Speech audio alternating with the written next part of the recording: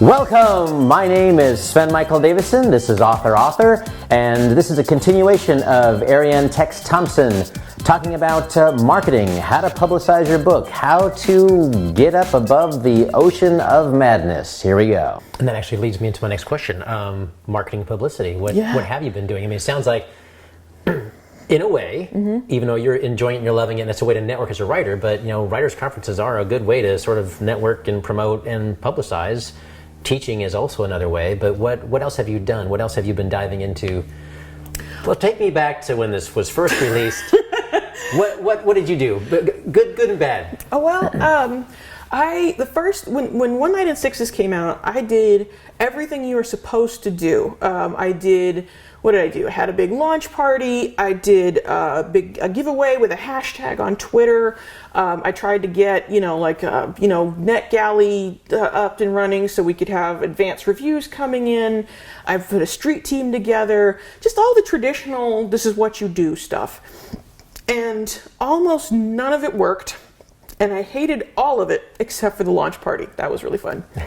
And so for the next book, for Medicine for the Dead, when that came out, I said, okay, I hate the online stuff. It didn't do anything for me when I tried it, and I really think I'm not that good at it anyway. So let me focus on the in-person stuff, the launch party things, the socializing. I'm sorry to interrupt you, but when you say online stuff, what do you mean by online stuff? Just kind of detail it. Social media, I guess, is a good way to say it. So Twitter, Facebook, did you guest blogs? Yes. Oh, man. I would just rather eat a bucket of eyeballs than write guest blogs. I hate them. They're so hard. They take so long, and most of them did nothing.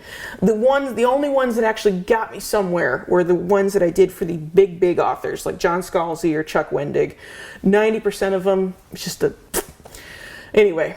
And what else did you do online? Did you have your website? Did you? Yeah. You probably still have a website. Blogging. I blogged really regularly, and I made sure to include fun pictures and links. I made sure to connect that with Facebook and Twitter. I started up a mailing list. Just kind of the traditional author playbook of stuff, because that's what they tell you to do, and I guess they wouldn't tell you if it didn't work for somebody, right? Right. Yeah. Has that been your experience too? I've done a lot of that, and none of it's worked. Yeah. Same thing, and I feel like again, if you have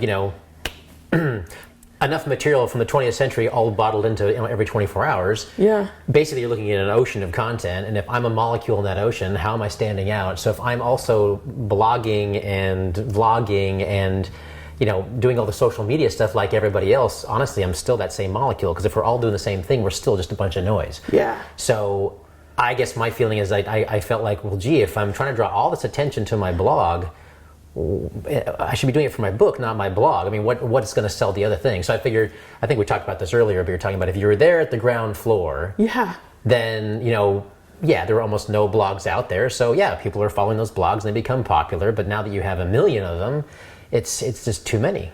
So, right. Well, the one advantage I have found with the blog is that it, unlike your social media feeds, where whatever you said last week has already disappeared into the scroll, never to be seen again. The blog is an archive, a library of content that you control. That's not under Mark Zuckerberg's thumb. That's not going to be deleted if you get banned from Twitter or whatever. And having a library of bite-sized content can be really good when readers or conference organizers or book reviewers are trying to get a quick sense of who you are and what you like to talk about. That has served me well several times, and I'm not sorry. I have cut back on how much blogging I do, but I'm glad that I took the time to build up that library of content, because now I can rerun those articles anytime I want, or I could pull one off and then make a deal to republish it with, BuzzFeed or somebody else if they decided they want it. So, and I think that's true of your videos that you make, your art, your posts that you write, anything where you control the hub under which those things are collected. So hopefully you didn't totally waste your time on that part. I've got some stuff there, but not as much as probably you do. And you have the newsletter too, which you're still doing, because I'm a subscriber. And how many subscribers do you have on that? I mean, has it been increasing, or do you feel like since you're doing a lot of other things, it's not increasing as much? Or I'm kind of curious how that relates. I have 2 newsletters. One is for writers, like I'm going to run this class at this time. Come join us. Come see us. This is going to be cool. Or there's going to be this conference and you should join, or whatever. I also have a reader newsletter that is, so the book coming out and here's a sneak preview, or here's an early draft of the map from the inside cover, or whatever. And it's probably telling about where I've spent my efforts that the writer's newsletter is at about 800 some odd, and the reader's newsletter is like 120. Okay, so you're neglecting your readers. Well, I don't really know what to feed them.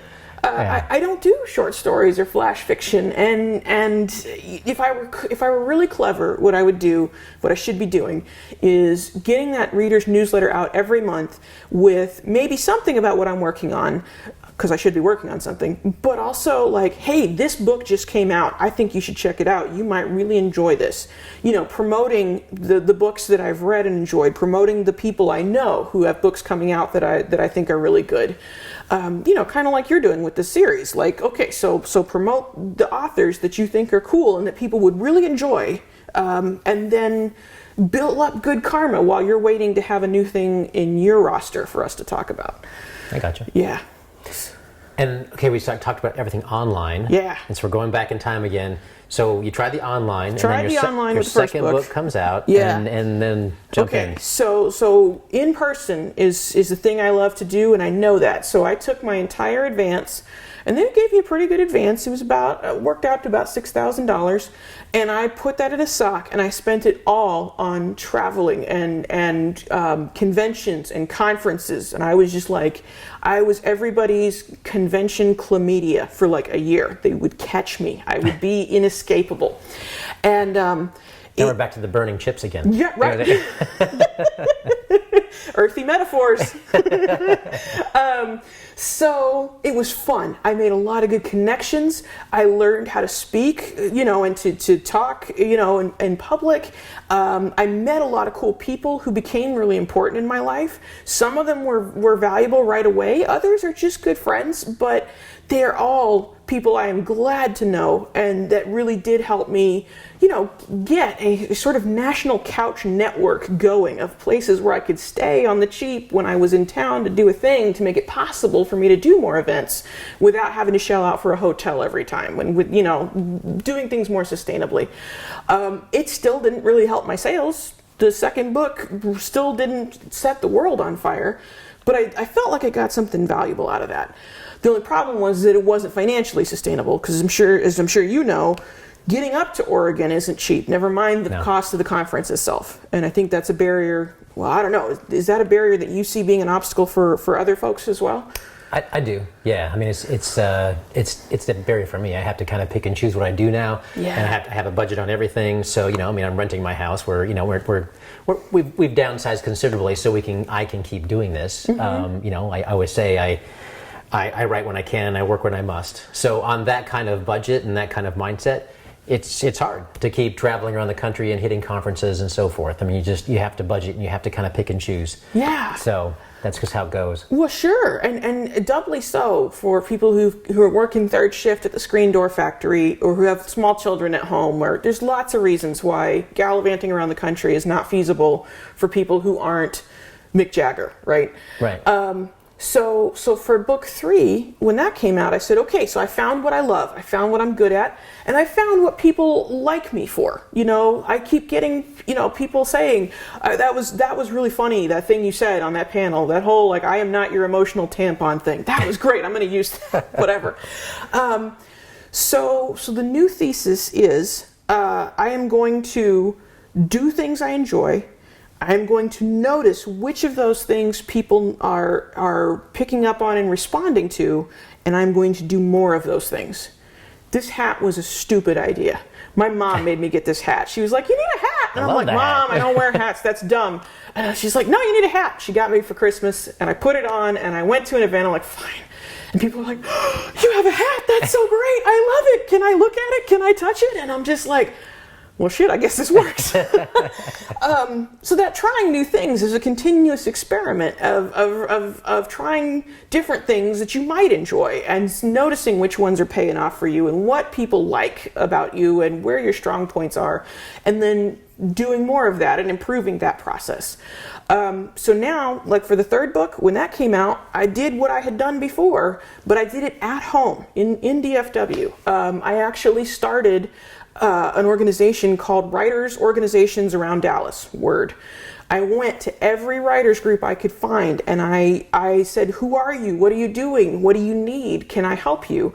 And we started putting together a coalition, a literary cartel for the Dallas-Fort Worth Metroplex that now has more than 30 writers groups represented. We just held our first festival called WordFest back in March. We got over 300 people. And there I am right in the middle of it, doing the things that I do best, getting people excited, putting them together, saying, what do you need? Oh, you should talk to so-and-so. Just like I was doing at that very first Willamette Writers Conference.